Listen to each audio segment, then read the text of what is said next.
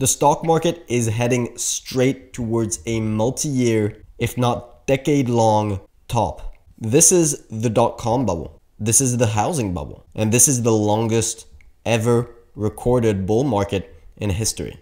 Now, with a massive health crisis behind us, a nationwide shutdown, record unemployment, the possibility of a contested election coming, you would expect the stock market to be lower than the all-time highs with so much uncertainty around the economic outlook. And you'd be right. But despite that, it seems any bad news will fuel the markets to go higher. And we have examples of that. Donald Trump recently tweeted that stimulus negotiations would be delayed until after the elections. And in the days after that, the markets shot up and squeezed out investors that were betting on downside in the markets. Now, when you get these kinds of irrational reactions in the markets, you have to be asking yourself questions.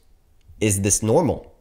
And no, historically, this kind of irrational behavior, complacency, greed, is typical of topping price action, trying to trap as many investors at the top before unwinding down. Now, in this video, we're going to cover the two major problems that we see in stocks right now and that will cause significant drop in price in the next couple of years. Now, we still expect short-term gains to the upside, and that's what we talk about in our trading videos, because first and foremost, we are a trading channel. So if you're basing your day-to-day price action on what you believe will happen in the next 5 years, you're gonna get burnt very quickly. But as investors, the stock market has never had so much risk. So problem number one, risky and over-leveraged. So the main concern we have on stocks is what's known as the corporate debt bubble. So I'm gonna put up a chart. This is something that has been building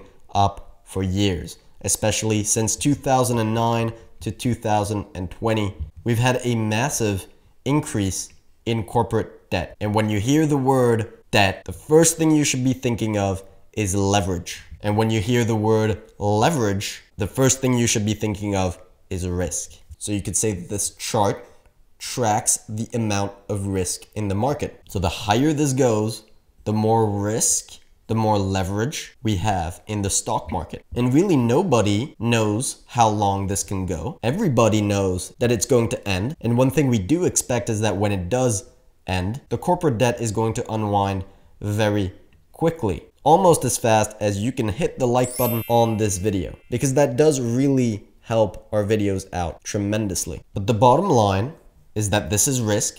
And when you are investing, you want to stay away from risk. There are much better opportunities out there than the stock market. And that's something we talk about a lot on the site, the investing strategies we have for the long term.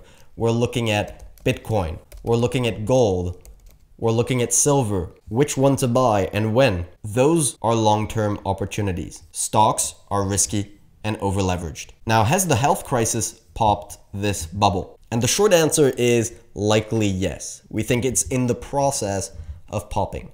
There's a lot of struggling companies right now that got hit by the shutdown. They're now trying to increase their debt to catch up the growth without taking into account the long-term impact of low employment, low consumer confidence, low consumer spending that the health crisis has had. So we believe that this is the first stage of the crash that will be followed by a second wave of massive bankruptcies in the markets. Now that brings us to the second point that we want to make in this video. For those who don't believe in the corporate debt bubble, who don't believe that's a problem, and who believe that the growth will catch up to the debt and everything will be okay. And that's all right. That's an opinion you can have. So in that case, is the stock market actually worth what you're paying for? So when you're investing, isn't that the first question that you should be asking? Am I getting a good deal or am I getting ripped off? And so we've already looked at this from many angles. We can look at the PE ratio, the Shiller PE ratio, that historically tops at around 25 during fierce bull markets and bottoms at around 5 during fierce bear markets. That has happened over and over again throughout history. until very recently, where we've consistently stayed above 30, which is bubble territory in terms of valuations. You can also take a look at that from the Buffett indicator. So it's the price of equities divided by the GDP. Does the actual growth of the economy correspond to the price of equities? If yes, then equities are okay. If no, then we're in a bubble. And the Buffett indicator right now, as we speak, is at all-time highs. But alright, there's some of you that still don't believe that this has any significance whatsoever. It's worked for 100 years, but this time is different, right? So if you want to play the devil's advocate, you could argue that you're paying a high price now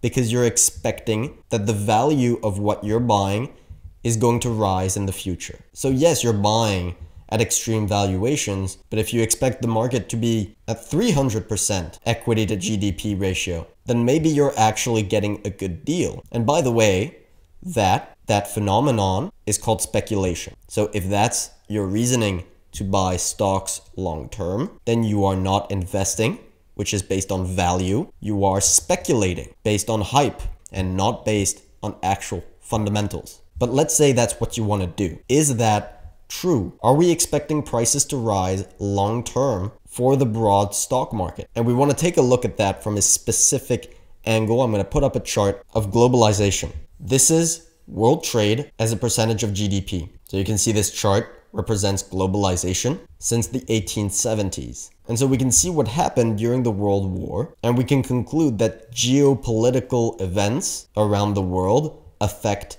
globalization.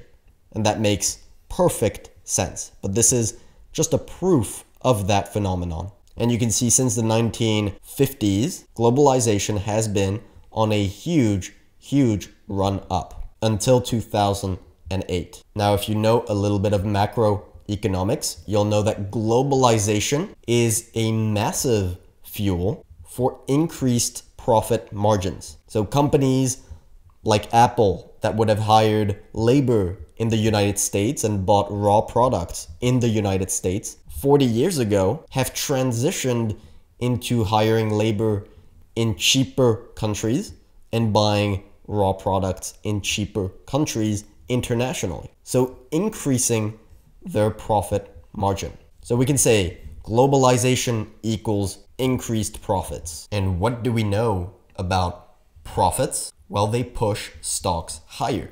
If you know anything about the stock market, you'll know it is highly based on profit. If profits do good, then so does the stock. And again, we can take Apple as an example. One of the biggest outperformers has taken advantage of this trend to increase their profit, to increase their stock price. Now the question is, and that's where we actually want to get to, where is globalization going? If we can figure out where it's going, maybe we can sort of predict where profits are going as well. Now we've had a major health crisis. This health crisis highlighted major problems in the reliability of supply chains because of globalization. All of a sudden, people are realizing that in time of crisis, countries that outsourced all their production become extremely vulnerable. And considering that globalization had already peaked and was already starting to come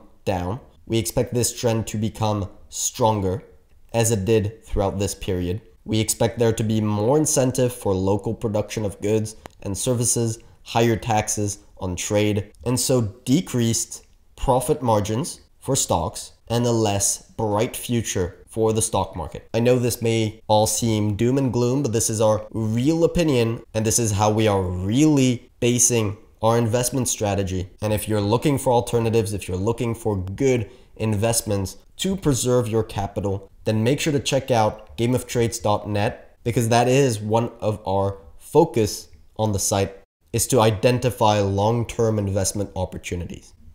So I hope you guys enjoyed this video. If you did, don't hesitate to drop a like and subscribe to the channel if you haven't already.